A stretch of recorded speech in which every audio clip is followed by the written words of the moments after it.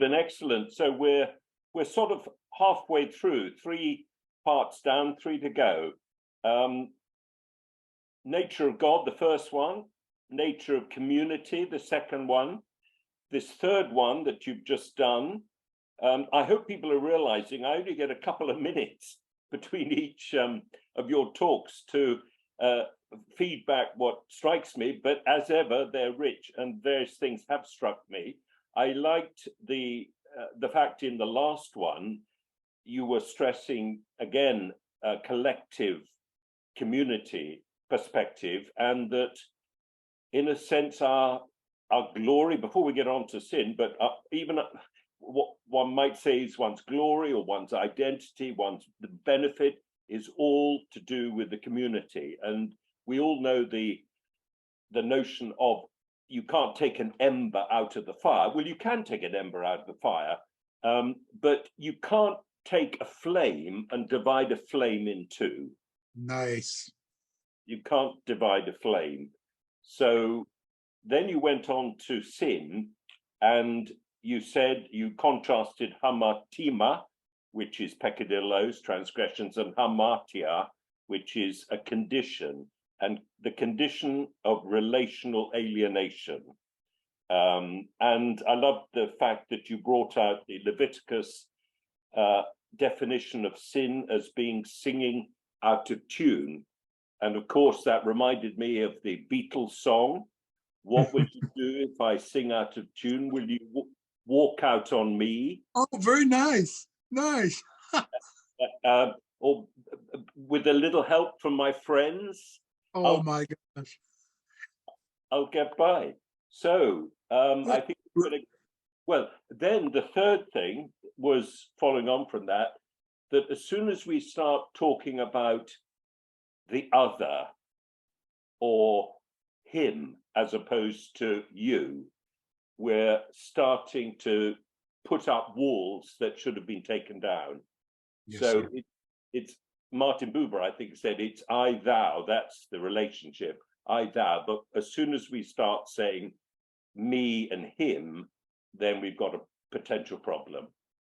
So, Stephen, over to you.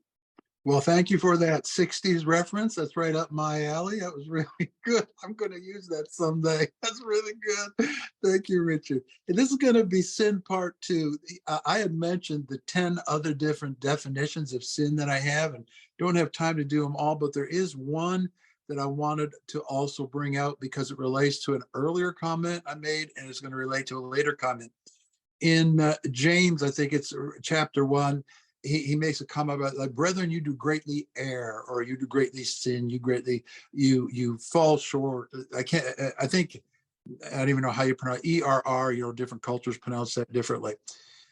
That word, interestingly, is a word that means it's referring to a planet that does not maintain its proper orbit. And now, if you think about it, what is a proper orbit?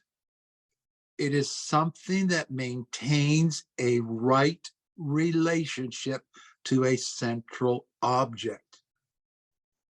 And that is why I mentioned earlier, they considered a shooting star as something aberrant or portending something great, because in their world, it was a star that has deviated from its orbit, from its place. It has left its place in the heavens. It no longer has right relationship. So again, we're right back to that relational theme. And I'm even going to use hamartia relationally, because I know it is commonly done as, well, to miss the mark, right? We say that, to miss the mark. That implies that there's something you should have done and you didn't. And I want to use the analogy of, to try to redeem that term a little bit along relational lines. So imagine a bow and arrow construct. So if I have good aim, I hit the bullseye. If I have bad aim, I don't even make the ring. I'm off in the white part. Why would that be called sin? Because the arrow has not maintained its right relationship to the target. The relationship was supposed to be center, but it has deviated from its proper center. So I'm drawing on that solar system analogy. There's a center, proper relationship, a planet in orbit. Hamartia, there's a center. So even hamartia can be relationally redone instead of this guilt performance thing. Oh, I made a bad shot, therefore I'm going to be punished. No, you haven't learned how to make the right relationship yet between your arrow system and the target. So even hamartia can be linguistically redeemed, in my opinion. But another figure of speech metaphor. Let's imagine someone who was blind. Their condition makes it impossible for them to explain or understand a color. So if I was to go to a blind person and say, tell me, in your world, what's the difference between red and blue? If you and I were sane, we wouldn't think of doing that. Even though in our world, because we have faculty, we could do that quite easily. Well, blue is like the color of the sky. It's a calming color. I happen to like it. Red in our world, it's like a glorious sunset. And in our world, it stands for stop. And in our world, green stands for go. Boy, you stupid blind people, we're going to punish you and put you in jail because you're wrong about red and blue and green. We wouldn't do that because we would be astute enough to realize that the condition prohibits function. And that's why this issue is so important, to define sin in non-Augustinian terms. Because sin is a condition to be healed, not a function to be punished. The function derives from the deficiency in the condition. That blind person is not going to be able to see the red light. Would you throw them in jail if they stepped off the curb? If they stepped off the curb? No, you wouldn't. You would intervene for them. You would rescue them. You would save them from the effects of their condition.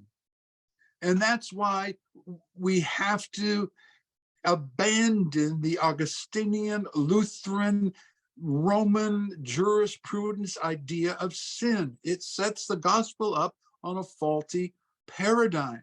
You would never punish somebody for a condition. You would heal them. And in my opinion, that is what has happened in the gospel. Jesus has healed us.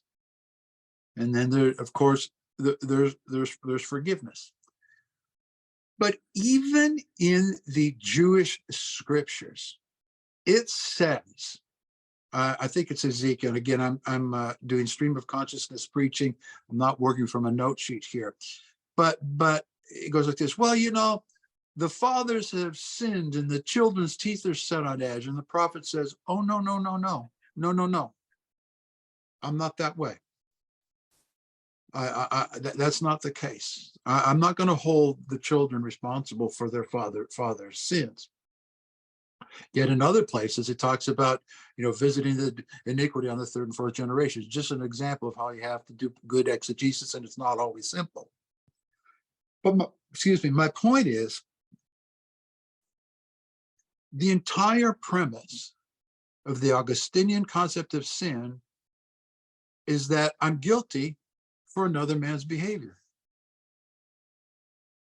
Even the prophets said God wasn't that way. I will not hold the father's sin against the children. And yet the whole original sin idea, which, by the way, is also not a biblical term, you can't find it. That is Augustine's interpretation of all in Adam have sinned. But there was a church for 350 or 400 years before Augustine who did not have that particular point of view. So just because you and I may have inherited the Augustinian, Lutheran, Calvin, Protestant stream of things doesn't mean that there aren't other ways to look at this. And my position is the only proper and healthy way to look at it. The whole original sin thing. The verse that goes like this, your heart is desperately wicked, and you can't trust it. It's funny that the folks that preach that message want you to trust their heart, but you can't trust your own because yours is desperately wicked, but somehow theirs is fine. There's some better renderings on that Jeremiah passage too, and it goes like this. The heart is deep beyond all recognition and knowing, and only God has the ability to plumb the depths of the human heart. Now, that's a lot different than you are constitutionally, wretched. I have put my faith in a Father who heals and delivers, not just punishes. So that's sin part 2. Sin part 3. The sociality, you should have noticed already, and we're going to notice it more in the next 2 sessions when we actually get to honor shame. The next 2 sessions, we're going to talk about honor shame. That we need to consider the social aspects of sin rather than those individual aspects. Because, Richard, your question was, what does sin look like in an honor shame culture? And the first thing we've got to get under our belt is the sociality of that concept, not my individual conquering of certain bad behaviors. So I want to just put that out there and keep that in your consciousness, sociality. And it's all over Paul's letters. You can't read Corinthians, you can't read Galatians, you can't read Philippians, you can't read any of them without seeing the sociality of it. In fact, the one new man, Jew, Gentile, what essentially is that? The reconciliation. It's a social thing. It's a social dynamic. The enmity, that's a condition. The enmity is gone. Now, you can argue that Paul never saw the realization of that. That's a fine argument. My point is social. It's a social dynamic, not an individual dynamic. The last thing I want to talk about in this session very briefly, because people will bring it up all the time. Well, what about God's justice? God's justice, God's holiness. God demands this. God's justice needs this. His justice needs to be satisfied. Now we're getting into penal substitution a bit. In the remaining 12 minutes or whatever, we can't fully exhaust that. I just want to put out 2 thoughts. Why is it folks quote this verse? God's ways are not like our ways. His ways are higher than our ways. People quote that ad nauseum. Why do they apply that to everything except God's justice? Because in that universe, God's justice is just like ours, except bigger and badder. People say all this about, God's justice. You people talk about love, love, love, love. You don't talk about God's justice. You're soft on sin at all. No, we're not soft on sin. But we're saying the nature of God's justice is different than ours. And God's justice is a justice. Now, stay with me on this, because most times people freak out when I say this. That reconciles both the victim and the offender. And how is that possible? Only God can do it. but let me give you an example. For the folks that really want to drive on justice, I'm going to presume this is your premise. Sin must be punished. God is absolutely holy, and sin must be punished. The justice of the universe requires it. In the Genesis narrative, what did God do to the guilty party in the Cain and Abel story? Just think a minute. Did he punish him? Did he condemn him? God put a mark on the guilty party to protect the guilty one from the escalation of violence. Everywhere I go, people are going to want to kill me. Don't worry, I'll protect you. How does that image, and by the way, that's biblical. How does that presentation of God's justice at the beginning of the human story fit our Augustinian idea of what God's honor, or Anselmic, that's such a word, idea of God's honor requiring justice? It doesn't. And that's why the book of Genesis is so profound. At the beginning of the story, it's there for us to see that however God's justice is going to play out, he is not going to punish the guilty. Somehow, his justice is going to include reclaiming the victim in resurrection and the offender. And you say, well, how that's possible? I don't know how that's possible. I don't know how it's possible either. But I believe he's going to do it. And only he is big enough to do it. And that really just chaps people who have this balance the scale issue on sin, and that and everything has to be balanced out and it has to be paid for. Cain didn't pay for it. Cain was protected. The last thought on this sin issue from an Augustinian perspective, or Anselm's perspective. How can a perfect being have a need? Well, God's justice has to be paid. God's justice has to be satisfied. You can't have a being who exists in perfection with a need, let alone a need to be paid, let alone a need to be paid in blood. So for me, this is a logically incongruent proposition to begin with, whereas a loving creating being who wants to heal a condition of a diseased, broken down, troubled race is very different. It's a very different type of justice, a justice that forgives enemies, a justice that returns good for evil. And every time I bring up these practical ethics, like from the Sermon on the Mount, there's always a yeah, but. Well, yeah, that's true, but. Well, there's no yeah, but in the gospel message that actually heals the human condition and actually somehow is going to